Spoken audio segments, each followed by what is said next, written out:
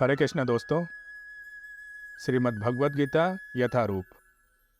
आज से हम श्रीमद् भगवद गीता का अध्याय 6 शुरू करेंगे, जहाँ पर भगवान श्री कृष्ण ने अर्जुन को ध्यान योग के विषय में बताया है। चलिए शुरू करते हैं।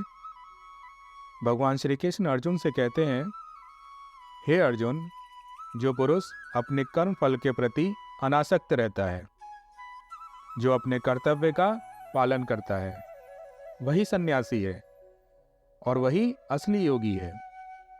ऐसा मनुष्य योगी नहीं है जो ना तो कर्म करता है और ना ही कर्म करने के लिए कोई अग्नि जलाता है। हे पांडुपुत्र, जिसे सन्यास कहते हैं, उसे ही तुम योग अर्थात परब्रह्म से युक्त होना जानो, क्योंकि इंद्रियों की तृप्ति के लिए इच्छा को त्यागे बिना कोई भी कभी भी योगी नहीं बन सकता। हे अर्जुन, अष्टांग योग के नवसाधक के लिए कर्म साधन कहलाता है और योग सिद्ध पुरुष के लिए समस्त भौतिक कार्यकलापों का परित्याग ही साधन कहा जाता है। हे अर्जुन, जब कोई पुरुष समस्त भौतिक इच्छाओं का त्याग करके ना तो इंद्रियों की तृप्ति के लिए कार्य करता है और ना सकाम कर्मों में प्रवृत्त होता है, ऐसा पुरुष योगी कहलाता है। अर्जुन, मनुष्य को चाहिए अपनी मन की सहायता से अपना उद्धार करे, अपने को नीचे ना गिरने दे। यह मन मनुष्य का मित्र भी है और शत्रु भी है। हे अर्जुन, जिसने मन को जीत लिया है, उसके लिए मन ही सबसे बड़ा मित्र है। किंतु जो ऐसा नहीं कर पाया है, उसके लिए मन से बड़ा कोई शत्रु भी नहीं है। अर्थात ये जो तुम्हारा मन है, ये तुम्हारा सबसे अच्छा मित्र भी हो सकता है और सबसे बड़ा शत्रु भी हो सकता है। इसलिए मैं कहता हूं अर्जुन, अपने मन पे काबू रखो। अर्जुन, जिसने मन को जीत लिया है, उसने पहले ही परमात्मा को प्राप्त कर लिया है, क्योंकि उसने शांति को प्राप्त कर लिया है।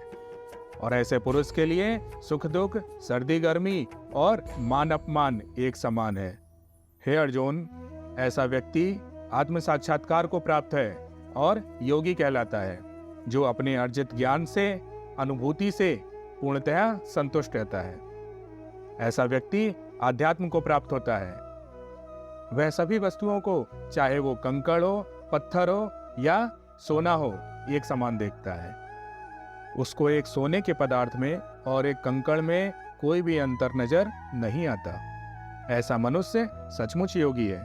हे अर्जुन, जब मनुष्य अपने मित्र को, अपने शत्रुओं को, पुण्यात्माओं को और पापियों को, सभी को एक समान देखता है, किसी में कोई भेदभाव नहीं रखता, ऐसा मनुष्य ही सच में उन्नत कर पाता है, अर्थात मुझ परमात्मा को प्राप्त कर सकता है। हे अर्जुन, योगी को चाहिए कि वो सदैव अपने मन को, अपने शरीर को और अपनी आत्मा को परमेश्वर में लगाए।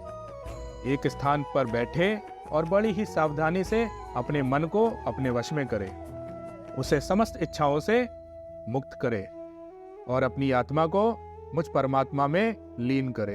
हे अर्जुन, मैं तुम्हें योगाभ्यास करने की विधि बताता हूँ, अब उसे सुनो। योगाभ्यास के लिए अर्जुन, तुम्हें एक एकांत स्थान की खोज करनी चाहिए, जहाँ पे किसी भी प्रकार का कोई शोर शराबा ना हो।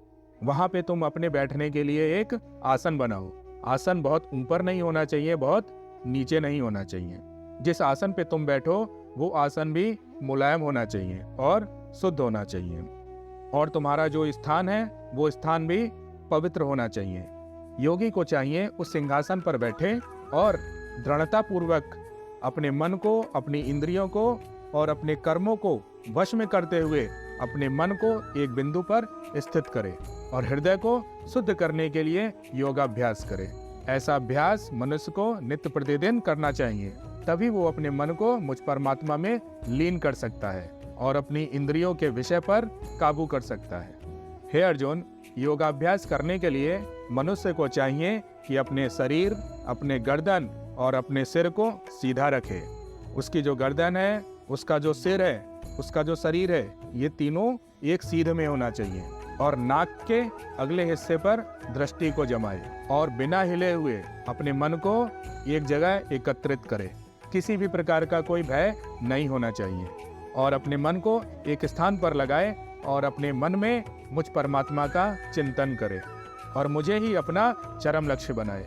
मनुष्य अगर इस अवस्था में मुझे याद करेगा नित्य प्रतिदिन, तो अंत समय में मुझ परमात्मा को प्राप्त होगा। हे अर्जुन, इस प्रकार शरीर, मन तथा कर्म में निरंतर संयम का अभ्यास करते हुए मनुष्य को अंत समय में मुझ भगवत धाम की प्राप्ति होती है।